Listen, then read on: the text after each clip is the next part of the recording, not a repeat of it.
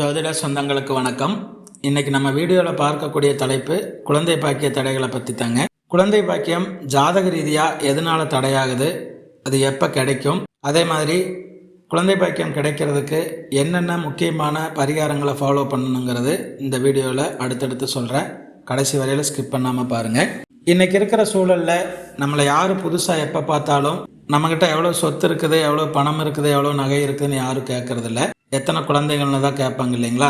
அதே மாதிரி கல்யாணமான ஒரு வருஷத்துலேயே அந்த தம்பதிகள் கிட்ட கேட்கக்கூடாத கேள்வி, அதே நேரத்தில் இன்றைக்கும் ஒரு சிலரால் கட்டாயமாக கேட்கக்கூடிய கேள்வின்னு பார்த்தீங்கன்னா ஏதாவது விசேஷமானதான்.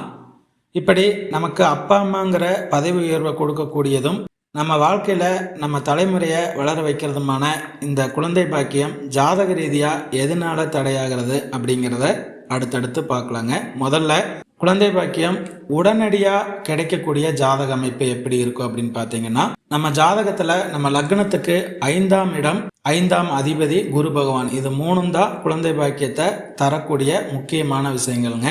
இந்த மூணும் நல்லா இருந்து, அதாவது 5ஆம் இடமும் நல்லா இருந்து, 5ஆம் அதிபதியும் நல்லா இருந்து, குரு பகவானும் ஜாதகத்தில் வலுவாக இருக்கும் பட்சத்தில், 9ஆம் அதிபதி 9ஆம் இடமும் வலுவாக இருக்கும் பட்சத்தில் கண்டிப்பாக அவங்களுக்கு திருமணமான உடனே ஒரு வருஷத்துக்குள்ளேயே குழந்தை பாக்கியம் கிடைச்சிருங்க.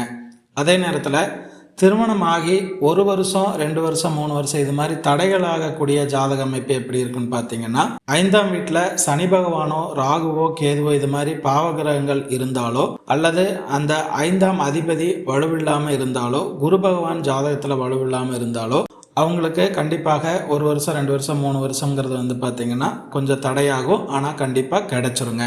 அதே நேரத்தில் ஒரு சிலருக்கு 10 வருஷம் 12 வருஷம் 15 வருஷம் கழிச்சு கூட குழந்தை பாக்கியம் கிடைக்கும்.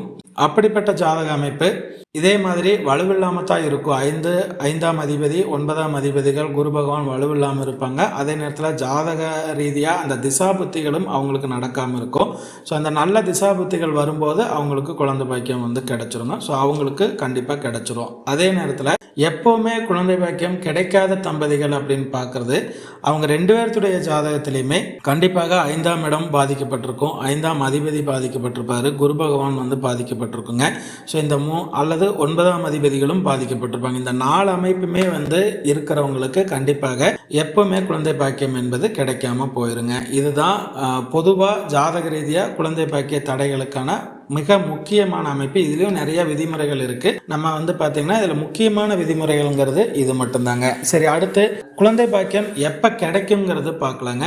அதுவும் அப்படிதான் 2 விஷயங்கள் நமக்கு நடக்கணும். ஒன்று வந்து பாத்தீங்கன்னா திசா புத்தி, அதாவது நம்ம பிறந்த ஜாதகத்தின் அடிப்படையில் நம்ம லக்னத்துக்கு 5ஆம் அதிபதியினுடைய திசா புத்தியோ அல்லது 5ஆம் இடத்துல இருக்கக்கூடிய கிரகங்களுடைய திசா புத்திகளோ, குரு திசையோ குரு புத்தியோ, அப்படி இல்லைன்னா 9ஆம் அதிபதிகளுடைய திசா புத்திகள், இது மாதிரி எது நடந்தாலும் கண்டிப்பாக அந்த குழந்தை பாக்கியம் என்பது கிடைக்குங்க. அது ஒரு டைப்பு. 2வது வந்து பார்த்தீங்கன்னா கோச்சார ரீதியாக, அதாவது இந்த குரு பயிற்சின்னு கேள்விப்படுறீங்க இல்லையா, அந்த குரு பயிற்சியை பொறுத்தளவுக்கு நம்ம ராசிக்கு குரு பகவான் வந்து 5ஆம் வீட்டில் இருந்தார்னா கண்டிப்பாக குழந்தை பாக்கியம் அந்த டைமில் கிடைக்கும். அதே நேரத்தில் தம்பதிகள் இருவருடைய ராசிகளுக்குமே யாராவது ஒருத்தருக்காவது 5ஆம் வீட்டை பார்த்தாலும் சரி, 5ஆம் வீட்டில் இருந்தாலும் சரி, குரு பகவான் 5ஆம் வீட்டை பார்த்தாலும் 5ஆம் வீட்டில் இருந்தாலும் கண்டிப்பாக குழந்தை பாக்கியம் கிடைக்குங்க. அந்த சமயத்தில் தான் அதற்கான, அதாவது தெய்வ வழிபாடுகள் பரிகாரங்கள் இதெல்லாம் ஃபாலோ பண்ணும்போது எவ்வளவு தடைகள் இருந்தாலும் கண்டிப்பாக அந்த டைமில் கிடைக்கக்கூடிய அமைப்புங்கிறது நல்லா இருக்குங்க. சரி, குழந்தை பாக்கியம் கிடைக்கிறதுக்கு ஒரு சில முக்கியமான பரிகாரங்கள் என்னங்கிறது சொல்லிடுறேங்க. முதல்ல குலதெய்வ வழிபாடு. ஏன்னா குலதெய்வத்தினுடைய அருள் இல்லாமல் நம்ம குலம் வளரவே வளராதுங்க. அதனால குலதெய்வத்திற்கு 2 பேர்த்துடைய ஜாதகத்தையும் கொண்டு போய் வச்சு வழிபாடுகள் பண்ணிட்டு வர்றது ரொம்ப நல்லது. ஸோ ஃபர்ஸ்ட் குலதெய்வம் தாங்க. 2வது முன்னோர்கள் வழிபாடு. அப்போ அந்த வீட்டில் இருக்கக்கூடிய பெரியவங்க முன்னோர்களுக்கு வந்து பார்த்தீங்கன்னா ஆடி அமாவாசை, தை அமாவாசை, புரட்டாசி அமாவாசை நாட்களில் முன்னோர்களுக்கு திதி கொடுக்கறது, தர்ப்பணம் கொடுக்கறது, வீட்டில் படையல் போட்டு சாமி பெறுறது. அதே நேரத்தில் ரொம்ப தடையாயிட்டே இருக்கிறவங்களுக்கு ராமேஸ்வரத்தில் போய் திலகோமம் பண்ணிட்டு வர்றது, இது எல்லாமே அந்த வீட்டில் இருக்கக்கூடிய பெரியவங்க ஃபாலோ பண்ணிக்கிறது ரொம்ப நல்லதுங்க. அடுத்து தம்பதிகள் வந்து பார்த்தீங்கன்னா சஷ்டி விரதம் இருந்து முருகனை வழிபாடுகள் பண்ணுறது ரொம்ப நல்லது. திருச்செந்தூர் முருகன் கோயிலுக்கு புதன்கிழமை நைட்டு அங்கே போய் மண்டபத்திலேயே ஸ்டே பண்ணிட்டுங்க 2 பேருமே. காலையில் கடலில் குளிச்சுட்டு 6 மணிலேருந்து 7 மணிக்குள்ளே முருகனை தரிசனம் பண்ணி ஏதாவது வேண்டுதல் வச்சுட்டு வந்தீங்கன்னா நிச்சயமாக குழந்தை பாக்கியம் என்பது கண்டிப்பாக கிடைக்குங்க. ஏன்னா திருச்செந்தூர் முருகன் குழந்தை பாக்கியத்திற்கு மிக முக்கியமான தெய்வங்க. அதே மாதிரி குழந்தை பாக்கியம் இல்லாதவங்க 2 பேருமே, தம்பதிகள் 2 பேருமே கனக புஷ்பராக மோதிரம் எப்பவுமே குழந்தை பாக்கியம் கிடைக்கிற வரையில் போட்டுக்கோங்க. அதுக்கப்புறம் கூட ராசியின் அடிப்படையில் கழட்டி வைக்கிறதா இருந்தாலும் கழட்டி வச்சுக்கோங்க. எந்த ராசினராக இருந்தாலும் 2 பேருமே குழந்தை பாக்கியம் கிடைக்கிற வரையில் கனக புஷ்பராக மோதிரம் விரலில் போட்டுக்கோங்க. அதே மாதிரி எந்த கோயிலுக்கு போனாலும் சந்தனாபிஷேகம் பண்ணுங்க. சந்தனம் வாங்கி கொடுங்க. கோயில்களுக்கு வாங்கி கொடுத்து அதை அபிஷேகம் பண்ணி கூட வீட்டில் கொண்டு வச்சுட்டு தினசரி நெத்தியில் பூசிட்டு வாங்க.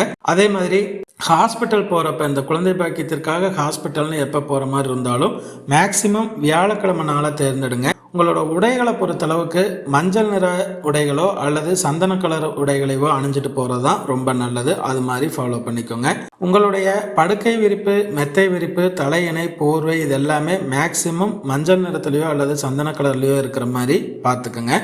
குழந்தைகளுக்கோ அல்லது கோயில்களுக்கோ கருப்பு சுண்டல், மஞ்சள் நிற இனிப்புகள் வியாழக்கிழமை அன்னைக்கு தானம் கொடுத்துட்டு வாங்க. இந்த மாதிரி சின்ன சின்ன பரிகாரங்கள்லாம் பண்ணிட்டு வரும்போது கண்டிப்பாக குழந்தை பாக்கியம் இல்லாதவங்களுக்கு நிச்சயமாக குழந்தை பாக்கியம் கிடைக்குங்க. அதே மாதிரி இந்த வீடியோவை சப்ஸ்கிரைப் பண்ணாமல் பார்த்துட்டு இருந்தீங்கன்னா சப்ஸ்கிரைப் பண்ணிக்கோங்க. குழந்தை பாக்கியம் இல்லாத உங்களுடைய நண்பர்கள், உறவினர்களுக்கு இந்த வீடியோவை ஷேர் பண்ணி விடுங்க. இந்த வீடியோ பிடிச்சிருந்துச்சுன்னா லைக், ஷேர் பண்ணுங்கள். ஜோதிட ரீதியாக எந்த சந்தேகங்கள் இருந்தாலும் கமெண்ட் பண்ணுங்கள். நன்றிங்க.